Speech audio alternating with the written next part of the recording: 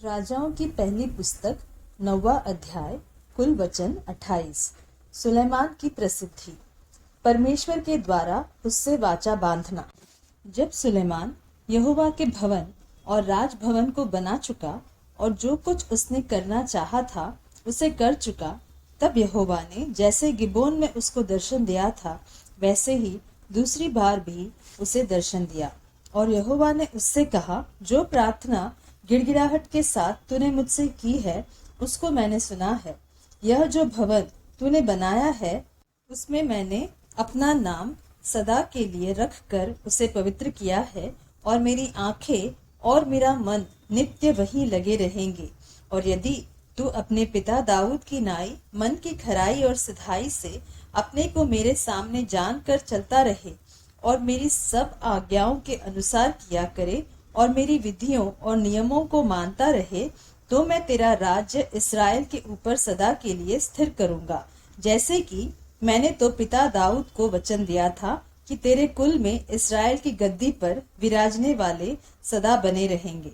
परंतु यदि तुम लोग व तुम्हारे वंश के लोग मेरे पीछे चलना छोड़ दे और मेरी उन आज्ञाओं और विधियों को जो मैंने तुमको दी है न माने और जाकर पराये देवताओं की उपासना करे और उन्हें दंडवत करने लगे, तो मैं इस्राएल को इस देश में से जो मैंने उनको दिया है काट डालूंगा, और इस भवन को जो मैंने अपने नाम के लिए पवित्र किया है अपनी दृष्टि से उतार दूंगा। और सब देशों के लोगों में इस्राएल की उपमा दी जाएगी और उसका दृष्टांत चलेगा। और यह भवन जो ऊंचे पर रहेगा, तो जो कोई इसके पास होकर चलेगा वह चकित होगा और ताली बजाएगा, और वे पूछेंगे कि यहोवा ने इस देश और इस भवन के साथ क्यों ऐसा किया है।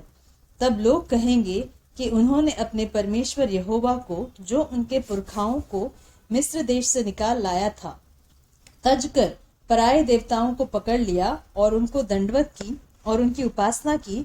इस कारण यहोवा ने यह सब विपत्ति उन पर डाल दी। सुलेमान द्वारा हिराम को भेंट दिया जाना।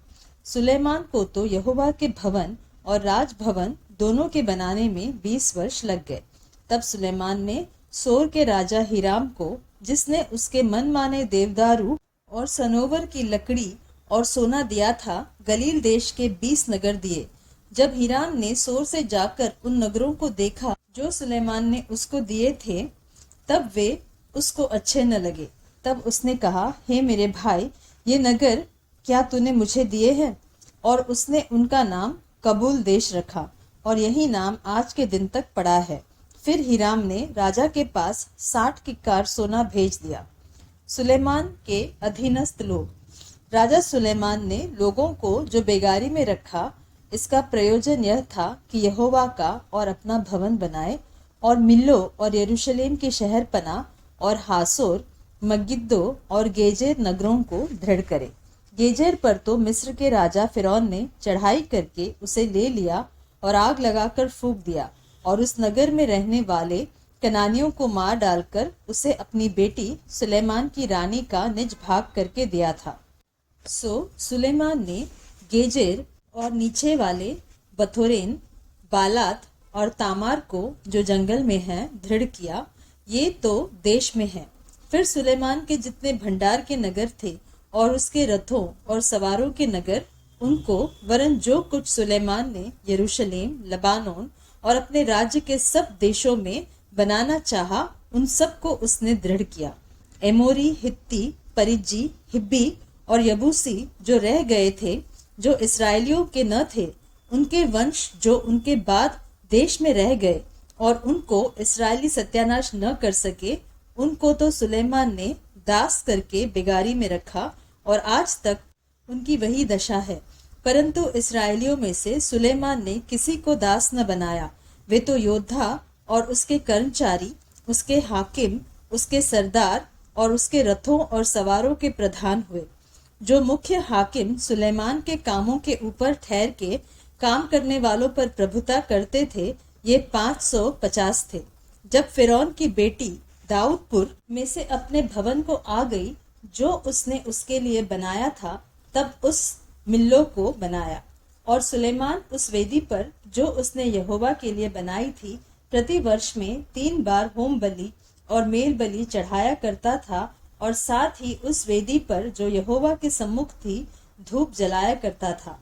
इस प्रकार उसने उस भवन को तैयार कर दिया। सुलेमान का जहाजी। फिर राजा सुलेमान ने एस्योन गेबेर में, जो एदोम देश में लाल समुद्र के तीर एलात के पास है, जहाज बनाए और जहाजों में हिराम ने अपने अधिकार के मल्लाहों को, जो समुद्र से जानकारी रखते थे, सुलेमान के सेवकों के संग भेज दिया। उन्होंने ओपीर को जाकर वहां से 420 किक्कार सोना राजा सुलेमान को लाकर दिया।